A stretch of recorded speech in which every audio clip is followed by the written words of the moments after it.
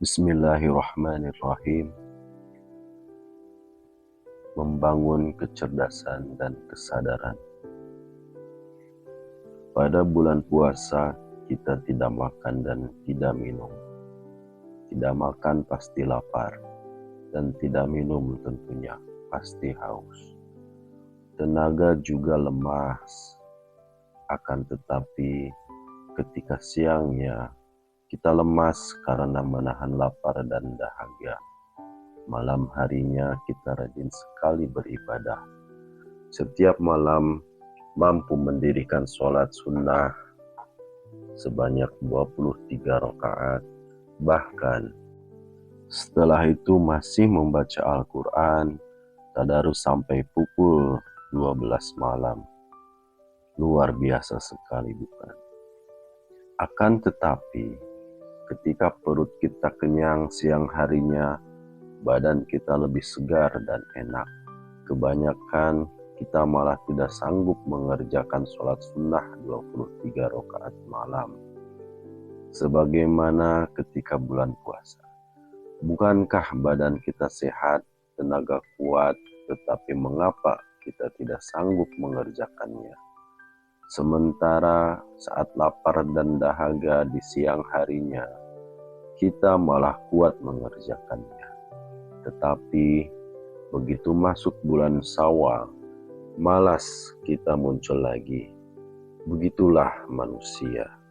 Kita perlu merasakan dan menyadari perimbangan jasmani dan rohani kita. Jasad kita ini terlalu kita manja.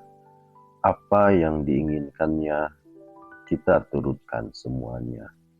Minta makan dikasih, minta minum dikasih, minta baju bagus dikasih, ingin mobil dikasih, semuanya dituruti. Jika jasad kita manja, rohani kita ini pingsan. Sebaliknya, tatkala jasad kita ditindas, kita kendalikan segala keinginannya, daya rohaninya malah muncul. Puasa datang setiap tahun dan berulang-ulang. Berulang-ulang pula kita melakukan kebiasaan itu. Begitu bulan puasa selesai, kita kembali memanjakan jasad kita. Ternyata ilmu-ilmu agama yang kita miliki, nahwu, syaraf, balaghah, mantik, fikih, usul fikih, dan lain-lain, tidak terlalu berpengaruh terhadap kemampuan kontrol jiwa kita. Ada kan orang yang sholatnya rajin, tetapi maksiatnya jalan? Ada tidak yang sering naik haji, tetapi hobi adu jagonya juga tetap jalan? Ada tidak yang setiap tahunnya umroh, tetapi tatkala tetangganya utang 10 juta rupiah, kembalinya 15 juta rupiah? Mengapa bisa seperti ini? Mungkin kita melakukan kekeliruan karena sesuatu yang diharamkan Allah itu mirip-mirip dengan yang dihalalkan. Bisa jadi kita salah paham, seperti kita kesulitan membedakan antara dodol dengan kotoran ayam. Warna keduanya sama, barangkali karena kotoran ayam itu ditaruh di piring, kita serta-merta mengatakan sebagai dodol. Sementara ketika dodol ditaruh di lantai, kita tergesa-gesa mengatakan sebagai kotoran ayam. Itulah sebabnya paradigma eksperimentalis perlu digunakan untuk mengujinya. Pertama, cobalah dicium dahulu. Jika baunya tidak sedap, artinya itu kotoran ayam. Jika baunya wangi, berarti dodol. Ini ilmu untuk meyakinkan kita mana dodol dan mana kotoran ayam. Kedua, memijitnya. Jika tidak kenyal, itu kotoran ayam. Jika kenyal, itu dodol. Ketiga, mencicipinya. Kalau manis berarti dodol, sedangkan jika rasanya sepet, tidak enak, dan bau, itu kotoran ayam. Itu tadi 3 eksperimen untuk membuktikan mana dodol dan mana kotoran ayam. Ini ilmu. Ironisnya, dalam realitas kehidupan sehari-hari, kita sudah memiliki dodol di rumah, tetapi di luar ditawari makan kotoran ayam. Itu sering terjadi. Jangan-jangan kemaksiatan-kemaksiatan yang kita lakukan selama ini bukan karena kita kurang ilmu, tetapi ketidaksadaran kita. Inilah yang menjadi persoalan. Masalah haram orang tahu, tetapi melanggarnya juga. Sholat hukumnya wajib orang tahu, tetapi sering meninggalkannya. Tahu bahwa birrul walidain itu wajib, bahkan dalilnya hafal. Al-jannatu tahta aqdamil ummahat. Tetapi sekarang semakin banyak anak yang melawan orang tua. Kenapa demikian? Jangan-jangan kita lupa ingatan. Kita lihat dalam Al-Quran. Bismillahirrahmanirrahim. Kaifa takfuruna billahi wa kuntum amwatan fa ahyakum. Thumma yumitukum, thumma yuhyikum, thumma ilaihi turja'un.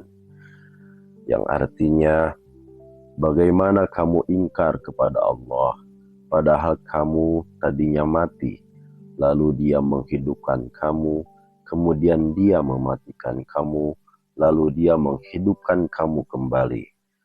Kemudian kepadanya lah kamu dikembalikan. Quran Surat Al-Baqarah ayat 28. Makna ayat tersebut adalah bagaimana kamu tidak percaya kepada Allah, padahal waktu itu kamu mayit, makhluk yang mati, lalu Allah menghidupkan kamu. Kemudian Allah memandikan kamu, lalu Allah menghidupkan kamu kembali.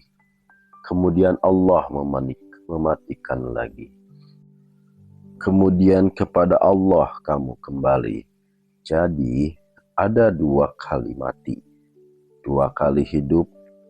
Lantas sekarang ini kita berada pada fase yang mana? Sekarang kita mati yang keberapa dan hidup yang keberapa? Kita lihat lagi firman Allah dalam Al-Quran. Bismillahirrahmanirrahim. Qalu rabbana amattana thnataini wa ahyaitana thnataini wa atarafna bidunubina fahal ila khurujim min sabil. Yang artinya, mereka menjawab, ya Tuhan kami, Engkau telah mematikan kami 2 kali dan telah menghidupkan kami 2 kali pula. Lalu kami mengakui dosa-dosa kami. Maka adakah jalan bagi kami untuk keluar dari neraka? Kita ini dalam kehidupan yang mana? Kehidupan yang pertama atau yang kedua? Kita tidak tahu dan tidak ingat.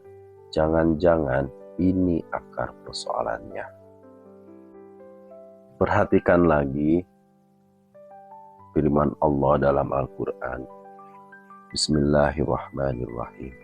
Wa id akhadha rabbuka min bani adama min dhuhurihim dzurriyyatahum wa ashhadahum ala anfusihim alastu birabbikum qalu bala syahidna an taqulu yaumal qiyamati inna kunna an hadza ghafilin. Dan ingatlah ketika Tuhan mengeluarkan dari sulbi atau tulang belakang anak cucu Adam keturunan mereka, dan Allah mengambil kesaksian terhadap roh mereka seraya berfirman, bukankah aku ini Tuhanmu? Mereka menjawab, "Betul, Engkau Tuhan kami. Kami bersaksi, kami lakukan yang demikian itu agar di hari kiamat kamu tidak mengatakan, sesungguhnya ketika itu kami lengah terhadap ini." Kita ingat apa tidak jika dulu kita ditanya oleh Tuhan, "Bukankah aku ini Tuhanmu?" Kita dulu mengatakan, "Bala syahidna." Kata bala jelas berbeda dengan na'am, walaupun dua-duanya berarti iya, tetapi berbeda. Na'am itu untuk menjawab pertanyaan, misalnya, apakah ini Zaid? Jawabannya na'am atau ya. Tetapi ketika Allah bertanya, alastu birabbikum, bukankah aku Tuhanmu? Kita menjawabnya, bala, alaishallahu biahkamil hakimin. Kita menjawab bala. Kata bala ini berfungsi sebagai penegasan, pentaukidan atau penegasan bahwa kita benar-benar menyaksikan bahwa Allah adalah Tuhan kita. Al-Quran mengabarkan seperti itu. Namun, sepertinya kita sekarang dalam keadaan koma atau tidak sadar atau linglung. Situasi ini seperti cerita tentang seorang suami yang lupa ingatan. Alkisah, ada sebuah keluarga memiliki usaha warung di rumah. Mereka menjual berbagai kebutuhan sehari-hari. Setiap hari si suamilah yang belanja barang dagangannya ke pasar. Sebelumnya belanja 5.000 saja sudah komplit. Tetapi karena inflasi semua harga barang naik dan uang 5.000 rupiah tidak cukup lagi. Si suami pun berkata kepada istrinya, "Sekarang belanja 5.000 rupiah sudah tidak cukup." Istrinya menjawab, "Pokoknya cukup tidak cukup harus cukup." Lalu terjadilah pertengkaran. Suami ingin belanja 10.000 rupiah, sedangkan istri ingin tetap belanja 5.000 rupiah. Mereka rebutan uang 10 ribuan yang dipegang si istri. Akhirnya uang 10.000 rupiah yang dijadikan objek tarik-menarik itu robek. Pertengkaran itu selesai setelah sang istri mengalah dengan memberikan robekan uang yang ada padanya, sehingga bisa dijadikan satu dengan robekan yang ada pada suaminya. Akhirnya sang suami pun pergi ke pasar. Di tengah perjalanan ke pasar, dia mampir membeli 2 batang rokok eceran di sebuah warung. Yang satu dinyalakan, satunya diselipkan di atas telinga. Dia meneruskan perjalanan ke pasar dengan menenteng keranjang. Sampai di sebuah tikungan, sebuah bus menghantamnya. Dia terbental dan kepalanya membentur bebatuan. Dia pingsan dan dibawa ke rumah sakit. Semua biaya perawatan ditanggung oleh perusahaan bus yang menabraknya. 1 minggu lamanya dia tidak bangun. Anak dan istrinya sudah pesimis dan kehilangan harapan terhadap kesembuhannya. Akan tetapi, dokter bersungguh-sungguh mengobatinya, melakukan operasi yang dibutuhkan, sampai akhirnya lelaki itu sadar dan membuka mata. Alhamdulillah, anak dan istrinya bahagia sekali. Akan tetapi, tatkala ditanya istrinya, "Saya siapa?" Pria tersebut hanya geleng kepala. Artinya, pria ini belum sadar. Istrinya menangis. Pengobatan pun dilanjutkan. Ketika pria tersebut tersadar kembali, istrinya bertanya lagi, "Siapa saya?" Pria itu menjawab, "Istriku." Istrinya bersyukur. Namun, tatkala ditanya nama istrinya, pria itu tidak tahu. Pengobatan kembali dilanjutkan sampai akhirnya pria tersebut tersadar dan mampu mengenali istrinya lengkap dengan namanya. Namun, ketika pria tersebut ditanya berapa lama dia dirawat di rumah sakit, dia tidak bisa menjawab. Artinya, dia belum sepenuhnya sadar. Tatkala ditanya apa sebabnya dia dirawat di rumah sakit, pria tersebut juga tidak ingat. Pria tersebut diobati lagi, sehingga pada akhirnya dinyatakan dokter telah sehat. Ketika ditanya mengenai istrinya, dia menjawab dengan benar. Ketika ditanya di mana dia sekarang, dia sudah bisa menjawab bahwa dirinya berada di rumah sakit.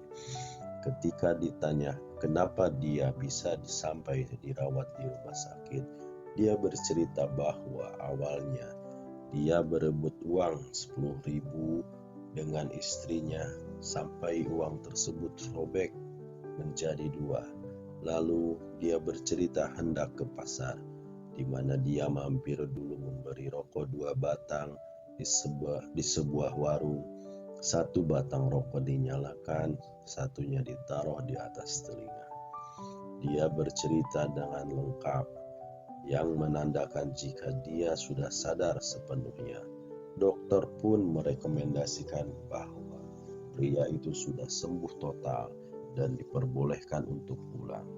Akan tetapi, ketika dipersilahkan pulang, pria itu malah menolak. Dia merasa lebih enak di rumah sakit. Katanya, enak di situ karena lantainya putih, ranjangnya putih, jendelanya putih, dan ada banyak pelayan yang juga berseragam putih. Kalau begitu, apakah bisa dikatakan pria ini sudah sadar? Mungkin seperti itulah gambaran orang-orang yang belum sadar asal-usulnya, belum mengenal diri sendiri sepenuhnya. Padahal dengan mengenal diri, maka seseorang bisa mengenal Tuhannya. Man arafa nafsahu arafa rabbahu. Barang siapa mengenal dirinya, maka akan mengenal Tuhannya. Di antara ciri orang yang mengenal diri adalah memahami asal-usulnya, sadar sekarang sedang apa, lalu sadar nantinya mau kemana. Seseorang yang sudah sadar penuh itu pasti merindukan kapan pulang. Jika seseorang masih betah di alam dunia, artinya dia belum sadar. Sebagaimana si pria yang tidak mau pulang dari rumah sakit. Dia masih bingung, dia masih linglung. Jika begitu, maka pantas saja bila ilmunya segudang, kemampuannya membaca kitab kuning luar biasa, berkali-kali berangkat haji, rajin sholat, tetapi masih suka maksiat. Inilah persoalannya. Orang-orang belum sadar sepenuhnya tentang asal dan tempat kembalinya. Apa yang terjadi setiap bulan puasa itu belum bisa dibilang karena orang-orang sudah pada sadar. Itu baru sekedar mengintip. Akan tetapi kebiasaan yang dilakukan pada bulan puasa itu sudah sangat hebat, dermawan, rajin puasa dan membaca Al-Quran. Maksiat pun berkurang, ngerasani pun tidak. Ini baru mengintip, belum benar-benar mengenal, tetapi itu sudah hebat. Suluk para solihin sejak dahulu ketika berupaya mengenal diri, rata-rata menggembleng jasadnya melalui pertapaan. Oleh sebab itulah, saya mempunyai tradisi selama 40 hari uzlah di hutan setiap tahunnya untuk mengenal diri. Di sana saya dan jamaah berpuasa mata tidak bermaksiat, hidung tidak bermaksiat. Kami berzikir siang dan malam supaya kami bisa mengenal diri. Kami melakukan ini sejak tahun 1991 sampai dengan sekarang.